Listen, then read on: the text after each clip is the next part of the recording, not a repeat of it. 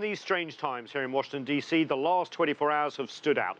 The New York Times choosing to publish an opinion piece which it says was written by a senior Trump administration official who says the White House insiders are working to essentially contain the U.S. president.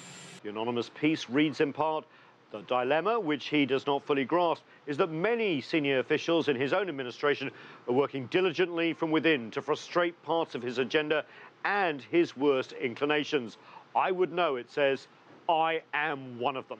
Describing the US president as erratic, amoral, impetuous, adversarial, petty and ineffective, the as yet unnamed official also claims that members of Trump's own cabinet have thought about trying to remove him from office, saying, given the instability many witnessed, there were early whispers within the cabinet of invoking the 25th Amendment, which would start a complex process for removing the president, but no one wanted to precipitate a constitutional crisis. So we will do what we can to steer the administration in the right direction until one way or another it's over. Now, the 25th Amendment of the US Constitution provides essentially for the temporary removal of the president from power if the majority of his cabinet and the vice president agree. It was designed for when the commander-in-chief becomes unable to lead, either temporarily due to illness or injury or permanently due to disability, death or resignation. As you can imagine, the Trump administration have reacted angrily to the publication here in the US, the president calling out the author and the media at large.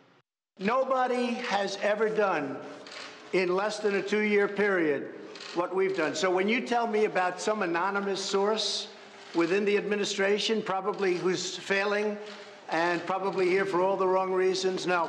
And the New York Times is failing. If I weren't here, I believe the New York Times probably wouldn't even exist. And someday, let me just tell you, and someday when I'm not president, which hopefully will be in about 6.5 years from now, the New York Times and CNN and all of these phony media outlets will be out of business, folks. They'll be out of business.